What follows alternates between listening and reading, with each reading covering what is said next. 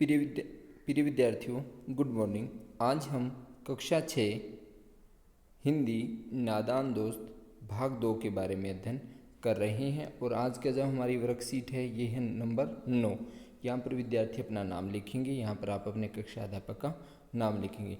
प्यारे बच्चों, पिछले कार्यपत्रक में हमने पढ़ा था कि जो नादान दोस्त कहानी है ये मुंशी प्रेमचंद के द्वारा लिखी गई है, जिसमें केशव और श्यामा के घर कार्निस के ऊपर, कार्निस होता है दीवार की कंगनी के ऊपर, चिड़िया ने अंडे दिए हैं और वो दोनों बच्चे जो है अर्थात केशव और श्यामा उन अंडों के बारे में अनुमान लगाते रहते हैं और वो कुछ अनुमान उन्होंने लगा लिए थे, कुछ लगा रहे थे। तो अब हम उनके आगे पढ़ते हैं कि वो क्या क्या अनुमान लगा रहे हैं। श्यामा खुश होकर बोली, तब तो चिड़िया को चारे के लिए कहीं उड़कर न जाना पड़ेगा। अर्थात वो बातचीत कर रहे थे, बात आ गई थी दाना पानी की। तब श्यामा कहती है तब तो जो है चिड़िया को चारे के लिए कहीं उड़कर न जाना पड़ेगा। केशव कहता नहीं, तब क्यों जाएगी? श्यामा, क्यों भैया, बच्चों को धूप न लगती होगी? अब नया प्रश्न आ गया बच्चों के सामने। श्यामा कहती है अरे भैया, क्या बच्चों को धूप न लगती होगी? केशव का ध्यान इस तरफ नहीं गया था। भाई केशव ने तो सोचा ही नहीं था कि बच्चों को धूप भी लगती होगी। अब तक तो दाना पानी पर ही उलझे हुए थे दोनों बच्चे। बोला जरूर तकलीफ तो हो रही होगी, बेचारे प्यास के मारे तड़पते भी होंगे। कह रहा तकलीफ भी होगी, प्यास के मारे तड़प भी रहे होंगे, ऊपर छाया भी तो कोई नहीं है। आखिर में ये फैसला हुआ कि घोंसले के ऊपर जो है कपड़े की छत बना देनी चाहिए। पानी की प्याली और थोड़े से चावल रख देने का प्रस्ताव भी स्वीकृत हो गया। प्रस्ताव मतलब एक सुझाव मिला कि जो है थोड़े से चावल और एक पानी की प्याली जो हम वहाँ पे रख देते हैं और घोंसले के ऊपर जो हम छाया बना देते हैं कपड़े से। दोनों बच्चे बड़े चाव से कार्य करने लगे। श्यामा माँ की आंख बचाकर मटके से चावल निकाल आई। भैया ले मम्मी को कहते तो मम्मी मना करती। अब श्यामा माँ की आंख बचाकर कहने का मतलब है कि माँ से बच करके, मतलब माँ को दिखाई न दे करके वो जो है मटके से कुछ चावल निकाल लाती है। केशव ने पत्थर की प्याली का तेल चुपके से ज़मीन पर गिरा दिया। उन पे एक पत्थर की प्याली होती है घर में, उसमें थोड़ा सा तेल था, वो ज़मीन पर गिरा देता है और उसे खूब साफ करके उसमें पानी भरता है। अब चांदनी के लिए कपड़ा कहाँ से आए? अर्थात जो छाया बनानी थी उसके लिए कपड़े की ज़रूरत थी, तो कपड़ा कहाँ से आए? अब बच्चों में ये प्रश्न उठता है कि कपड़ा कहाँ से आए। फिर ऊपर बगैर छड़ियों के कपड़ा ठहरेगा कैसे? अब ये समस्या आ गई कि भाई कपड़ा ले आएंगे, चलो, फिर छड़ी नहीं है, बगैर छड़ी के कपड़ा लगाएंगे कैसे? छड़ियाँ खड़ी कैसे होंगी? केशव बड़ी देर तक इसी उधेड़बुन में अर्थात इसी सोच विचार में जो है वो डूबा रहा। आखिरकार उसने यह मुश्किल भी हल कर दी और श्यामा से बोला जाकर कूड़ा फेंकने वाली टोकरी उठा ला। और बच्चे के मन में एक प्रश्न आया कि हमारे घर में कूड़ा फेंकने वाली टोकरी, जाके जल्दी से उसको उठा करके लेके आओ। अम्मा जी को मत बताना। कह रहा अम्मा को तो पता भी नहीं लगना चाहिए इन बातों का। श्यामा, वह तो बीज से फटी हुई है। श्यामा कहती, कह रहा वो तो बीज से फटी हुई है, उसमें से धूप जाएगी ना? अरे उसमें से तो धूप आएगी, फिर फायदा क्या उसका? केशव ने झुंझला कर कहा, तू टोकरी ला। जैसे बच्चे बोलते हैं ना, कह रहा जैसे मैं कह रहा हूँ वैसा ही कर, टोकरी लेके आ। मैं उसका सुराख बंद करने की कोई हिकमत निकालूंगा, हिकमत मत कर लो तो कोई तरकीब निकालूंगा। श्यामा दौड़कर टोकरी उठा लाई। केशव ने उसकी सुराख में थोड़ा सा कागज ढूंढ दिया। तब टोकरी को एक टहनी से टिकाकर बोला, करा देख, ऐसे ही घोंसले पर उसकी आड़ कर दूंगा, ठीक है ना? आड़ का मतलब उसकी तरफ कर दूंगा।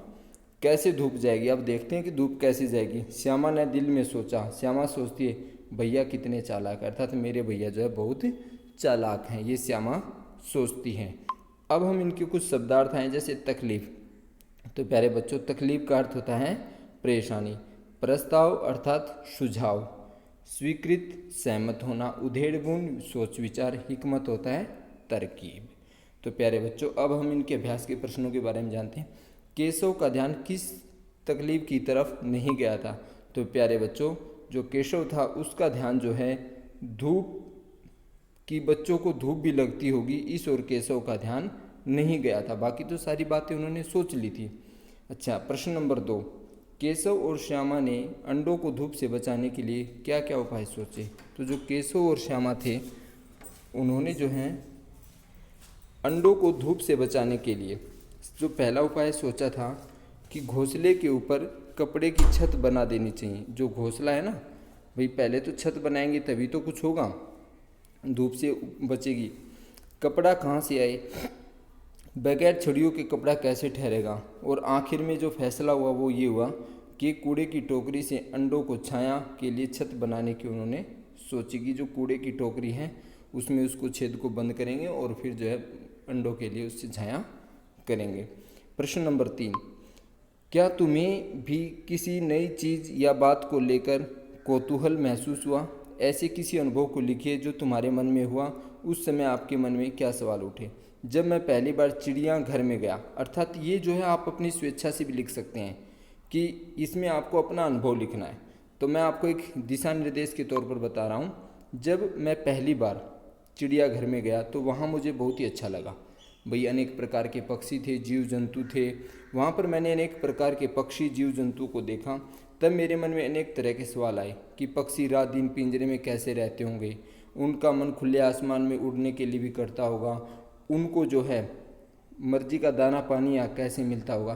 तो आदि इस प्रकार के प्रश्न जो है मेरे मन में आए। और यदि आपके मन में भी कोई इस प्रकार के प्रश्न हो तो आप लिख सकते हैं। प्रश्न नंबर 4, यदि उस जगह आप और आपका मित्र होता तो आप दोनों क्या क्या सोचते। यदि केशव और श्यामा की जगह, प्रश्न नंबर 4 को कर रहे हैं हम, यदि केशव और श्यामा की जगह मैं और मेरा मित्र होते, ठीक है ना, तो हम सोचते कि अंडे बड़े कैसे होते हैं, अंडों में बच्चा कैसे बनता है, पक्षियों के पंख निकलने पर वे कैसे उड़ना सीखते हैं, उनकी माता कैसे उनके लिए भोजन पानी का प्रबंध करती है। तो ये प्रश्न है।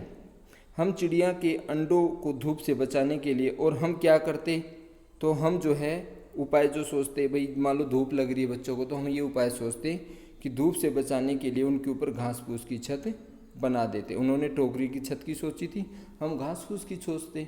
वो अपना अपना विचार होता है। आप यदि कोई और सोचते हैं तो आप उसको यहाँ पर लिख सकते हैं। प्रश्न नंबर 5, कार्यपत्रक में दिए गए चित्र को ध्यान से देखकर 5 संज्ञा शब्दों के नाम लिखिए और उनसे वाक्य बनाइए। तो जैसे चित्र में एक केशव है, एक श्यामा है, एक चिड़िया दिखाई दे रही है पेड़ के ऊपर, और पेड़ है और अंडा है। तो प्यारे बच्चों, संज्ञा शब्द किसी व्यक्ति, वस्तु, स्थान, भाव, दोष, गुण आदि के नाम को संज्ञा कहते हैं। और संज्ञा का दूसरा मतलब ही नाम होता है, अर्थात संसार में जिस वस्तु व्यक्ति का नाम रख दिया गया वो कोई ना कोई तो संज्ञा जरूर है। संज्ञा मुख्यतः 3 प्रकार की होती है, व्यक्तिवाचक, जातिवाचक और भाववाचक। फिर जातिवाचक के 2 भेद हो जाते हैं, तो इस प्रकार से 5 प्रकार की हो जाती है। तो केशव, यहाँ पे केशव व्यक्तिवाचक संज्ञा है, किसी का नाम है। केशव हंस रहा है, वाक्य बना दिया। श्यामा भी व्यक्तिवाचक संज्ञा है, एक लड़की का नाम है, तो श्यामा खुश है। चिड़िया बैठी है, ठीक है ना, तो ये भी चिड़िया भी एक संज्ञा है। पेड़ पर घोंसला है, तो पेड़ जो है जातिवाचक संज्ञा की, पेड़ तो बहुत से होते हैं, तो बहुत से व्यक्तियों का बोध द्वारा भी पेड़ पे घोंसला है, तो पेड़ एक जातिवाचक संज्ञा। अंडा घोंसले में है, तो अंडा भी जो है मतलब अंडा जो है एक संज्ञा है, ठीक है। तो यहाँ पर हमने जो है अंडा भी वैसे जातिवाचक है, ठीक है ना, क्योंकि यदि किसी मतलब विशेष रूप से किसी पक्षी का नाम लेके बोलते तो व्यक्तिवाचक होता है। यहाँ पे अंडे से सब जातियों का बोध हो रहा है, तो अंडा किसी का भी हो सकता है, तो ये जाति का बोध करा है, तो जातिवाचक संज्ञा। तो प्यारे बच्चों, आज के लिए इतना ही। धन्यवाद।